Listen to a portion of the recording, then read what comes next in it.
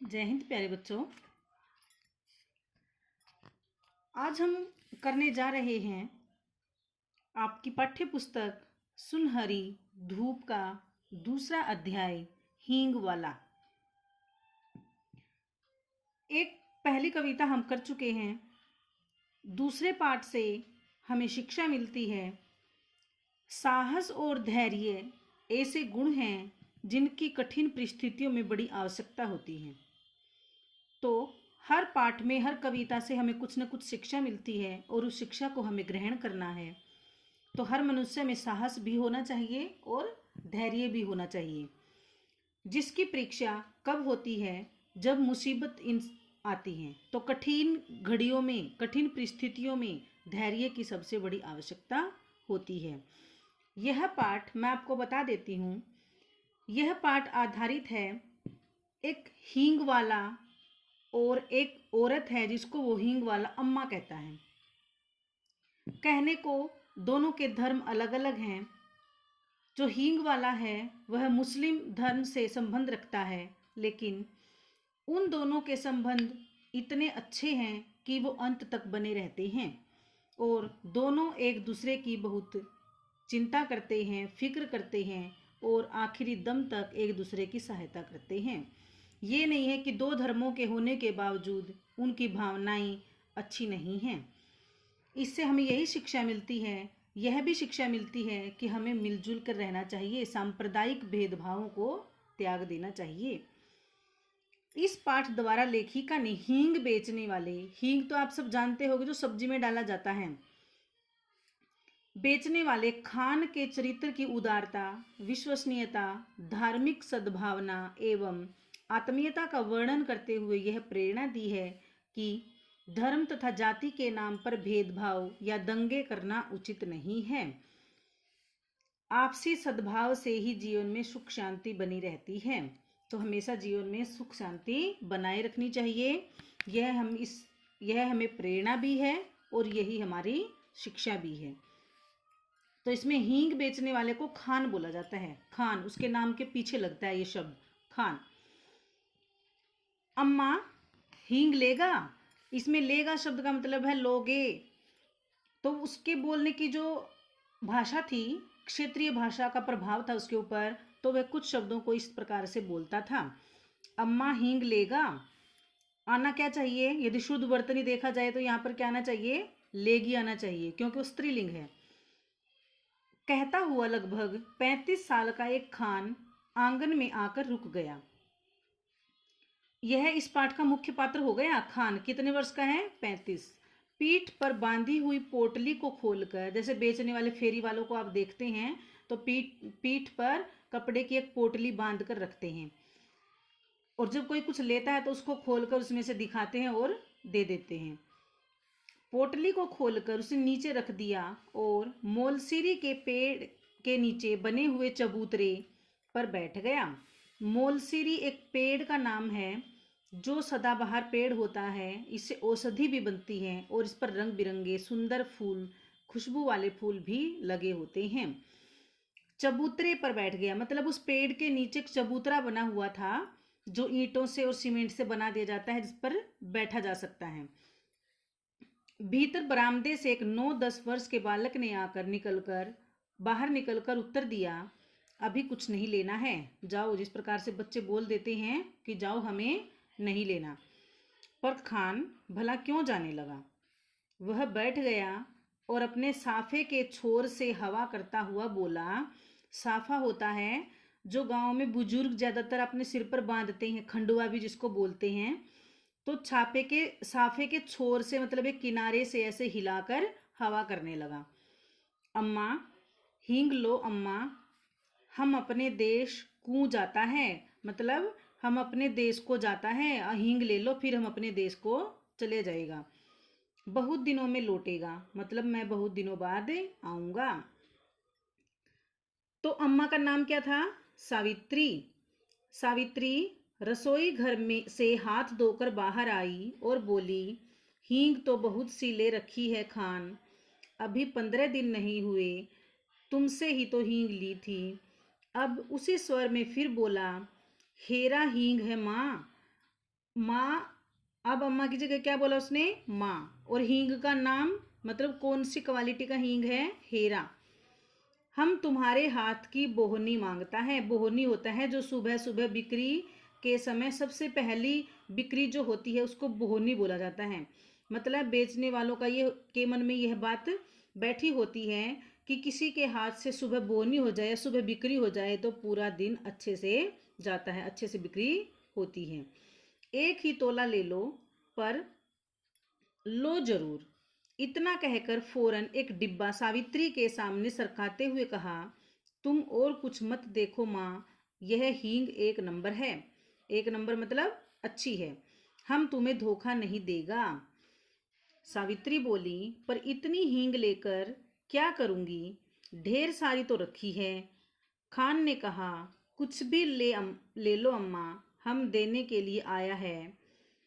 हम देने के लिए आए हैं, आएगा वैसे तो यहाँ पर, घर में पड़ी रहेगी, हम अपने देश कूं जाता है, खुदा जाने कब लौटूंगा।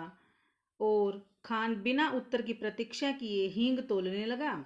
मतलब सावित्री ने उसको कहा भी नहीं और वह हींग तोलने लगा, क्योंकि वह उस घर में अक्सर आया जाया करता था और उसको ये पता था कि अम्मा मेरी हींग जरूर लेगी। मत लेना माँ, तुम कभी न लेना, जबरदस्ती तोले जा रहा है। सावित्री के बच्चे कह रहे हैं माँ मत लेना। खान ने हींग तोलकर पुड़िया बनाकर सावित्री के सामने रख दी। तब सबसे छोटे बच्चे ने पुड़िया उठाकर खान की ओर फेंकते हुए कहा, ले जाओ, हमें नहीं लेना है, चलो माँ भीतर चलो। सावित्री ने किस बात का उत्तर न दे सावित्री ने किसी की बात का उत्तर न दे मतलब किसी की बात का भी उसने उत्तर नहीं दिया। चुपचाप हींग की पुड़िया उठा ली और पूछा, कितने पैसे हुए खान? 35 पैसे अम्मा। खान ने उत्तर दिया। सावित्री ने 7 पैसे तोले के भाव से 5 तोले का दाम 35 पैसे लाकर खान को दे दिए। तोला होता है 10 तोले में 10 ग्राम का 1 तोला होता है। 10 ग्राम का 1 तोला। तो कितने तोले लिए उसने? सावित्री ने 7 पैसे तोले के भाव से, 1 तोले के कितने पैसे? 7। और कितने तोले लिए उसने? 5। तो कितने पैसे हो गए? 35 पैसे लाकर खान को दे दिए। खान सलाम करके चला गया, पर बच्चों को माँ की यह बात अच्छी न लगी। बड़े लड़के ने कहा, माँ तुमने खान को वैसे ही पैसे दे दिए, हींग की कुछ ज़रूरत नहीं थी। छोटा माँ से चिढ़कर बोला, दो माँ, 35 पैसे हमको भी दो, हम बिना लिए न रहेंगे। लड़की जिसकी उम्र 8 साल की थी बड़े गंभीर स्वर में बोली, तुम माँ से पैसा न मांगो, वे तुम्हें न देंगी, उनका बेटा वही खान है। सावित्री को इन बच्चों की बातों से हंसी आ रही थी। उसने अपनी हंसी दबाकर बनावटी क्रोध से कहा, मतलब हंसी थी लेकिन ऊपर से क्या दिखाया? क्रोध, गुस्से का भाव दिखाया। और फिर बच्चों को बोली, चलो चलो, बड़ी बातें बनाने लग गए हो, खाना तैयार है, खाओ। तो सावित्री के कितने बच्चे थे? 2 बेटे और 1 बेटी। छोटा बोला, पहले पैसे दो, तुमने खान को दिए हैं। सावित्री ने कहा, खान के पैसे के बदले में हींग दी है। खान ने पैसे के बदले में हींग दी है, तुम क्या दोगे? छोटा बोला, मिट्टी देंगे। सावित्री हंस पड़ी। अच्छा चलो, पहले खाना खा लो, फिर मैं रुपया तुड़वाकर तीनों को 35-35 पैसे दूंगी। खाना खाते खाते हिसाब लगाया गया। 1 रुपया में से कितने पैसे हो गए? 1 रुपये में 100 पैसे, और 35-35 70 पैसे, तो बच गई तो कितने? 30। तो क्या हिसाब लगाया गया? 35 पैसे रतन लेगा, 35 पैसे मुन्नी लेगी। छोटे के लिए तो 30 पैसे बचेंगे। छोटा इतने में बिगड़ पड़ा, यानी गुस्सा हो गया। कभी नहीं, मैं 30 पैसे नहीं लूँगा। दोनों में मारपीट हो चुकी होती, हुई नहीं, हो गई होती, यदि मुन्नी 30 पैसे स्वयं लेना स्वीकार न करती। तो मुन्नी ने कितने पैसे लिए? 30। कई महीने बीत गए, सावित्री की सब हींग खत्म हो गई। इसी बीच होली आई। होली के अवसर पर हिंदू मुसलमानों में बड़े भयंकर रूप से दंगा हो गया। दंगा होता है लड़ाई झगड़ा, लड़ाई झगड़ा मतलब बड़े स्तर पर खून खराबा, जिसमें हिंसक प्रवृत्ति हो जाए, वो उसको मारे, एक दूसरे को मारने लग जाए, वो होता है दंगा। बहुत से हिंदू मुसलमान मारे गए। मरने वालों में 2 खान भी थे। सावित्री कभी कभी सोचती, हींग वाला खान तो नहीं मार डाला गया, न जाने क्यों उस हींग वाले खान की याद उसे प्रायः आ जाया करती थी। एक दिन सवेरे सवेरे उसी मोलसिरी के पेड़ के नीचे चबूतरे पर बैठी वह कुछ बुन रही थी। उसने सुना उसके पति किसी से कड़े स्वर में कह रहे हैं, क्या काम है, भीतर मत जाओ, यहाँ आओ। उत्तर मिला, हींग है, हेरा हींग। और खान तब तक आंगन में सावित्री के सामने पहुंच चुका था। खान को देखते ही सावित्री ने कहा, बहुत दिनों में आए खान, हींग तो कब की खत्म हो गई। खान बोला, देश कूं गया था अम्मा। क्या बोला कि अम्मा मैं अपने देश में गया था, परसों ही तो लौटा हूं। परसों मतलब परसों। सावित्री बोली, हाँ, यहाँ तो हिंदू मुसलमानों में बहुत जोरों का दंगा हो गया, मतलब लड़ाई झगड़ा हो गया। खान बोला, सुना, समझ नहीं है लड़ने वालों में। सावित्री बोली, खान तुम यहाँ चले आए, तुम्हें डर नहीं लगा।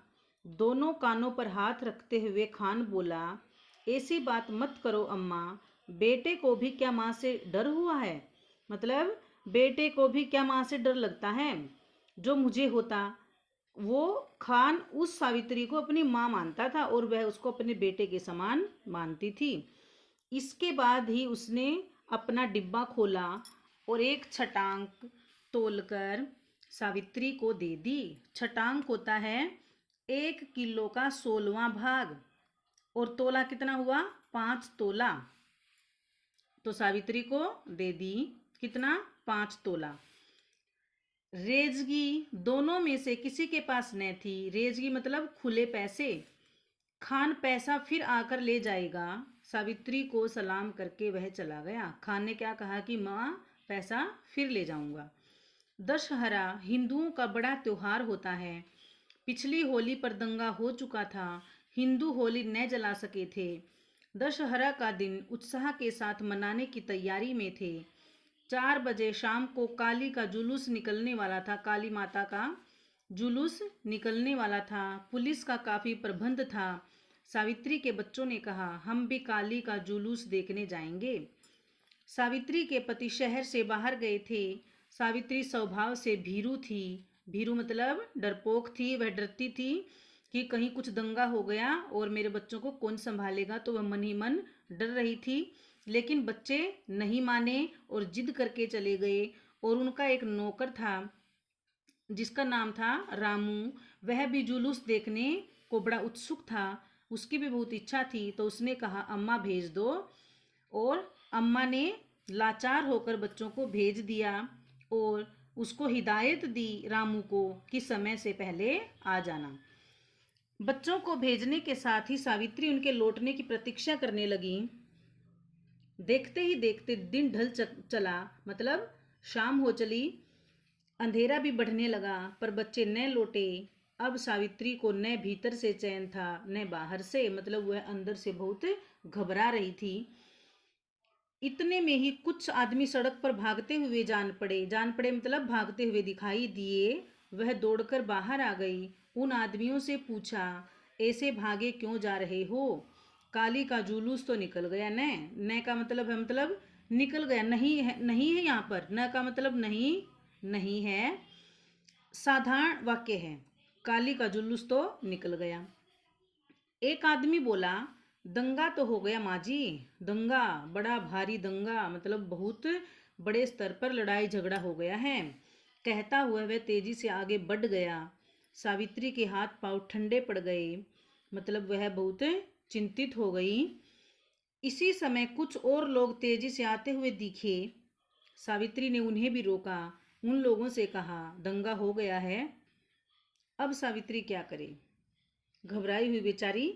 उन्हीं में से एक ने उससे कहा, उन्हीं में से एक से उसने कहा, किसने कहा? सावित्री ने, भाई तुम मेरे बच्चों की खबर ला दो। 2 लड़के हैं और 1 लड़की, मैं तुम्हें मुंह मांगा इनाम दूंगी। एक देहाती ने जवाब दिया, देहाती होता है गंवारू, देहात का रहने वाला। का हम तुम्हारे बच्चन का पहचानत हैं माँ जी? मतलब क्या हम तुम्हारे बच्चों को पहचानते हैं? फिर जान से प्यारा कुछ हो नहीं होत। तो क्या बोला हुआ आदमी कि जान सबसे प्यारी होती है, जान से प्यारा कुछ भी नहीं होता है, हमें तो अपनी जान बचाने की पड़ी है। यह कहकर वे चले गए। सावित्री सोचने लगी, सच तो है, इतनी भीड़ में भला देहाती मेरे बच्चों को खोजे भी कैसे? मतलब उसके मन में खुद से प्रश्न चल रहे थे और खुद से उत्तर चल रहे थे। पर अब करे भी तो क्या करे? उसे रह रह कर अपने पर क्रोध आ रहा था। क्रोध क्यों? कि मुझे अपने बच्चे भेजने नहीं चाहिए थे, इसलिए। आखिर उसने बच्चों को भेजा ही क्यों? वे तो बच्चे ठहरे, जिद तो करते ही, पर भेजना उसके हाथ की बात थी। सावित्री पागल सी हो गई। बच्चों की मंगल कामना के लिए उसने सभी देवी देवता मना डाले, मतलब भगवान का नाम लेने लग गई।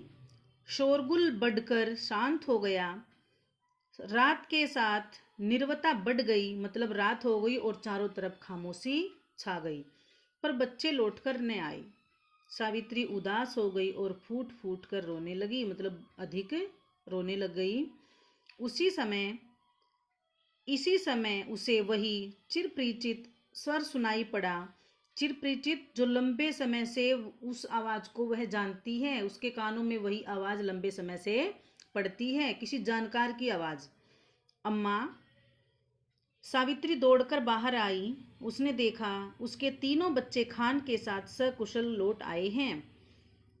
खान ने सावित्री को देखते ही कहा, वक्त अच्छा नहीं अम्मा। वक्त मतलब समय, कि अम्मा समय अच्छा नहीं है, बच्चों को इस प्रकार से बाहर नहीं भेजना चाहिए।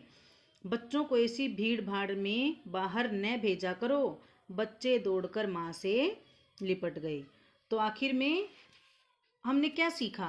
कि अंत समय में उस खान ने ही उनकी मदद की, उनके बच्चों को इतनी भीड़ से बचाकर लाए। यदि ये होता कि वह मुस्लिम थे और वो बच्चे मुस्लिम नहीं थे, अलग अलग धर्म के होते हुए भी उन्होंने एक दूसरे की रक्षा की। तो हमें आपसी वैर भाव को भुलाकर सद्भावना से रहना चाहिए। धन्यवाद।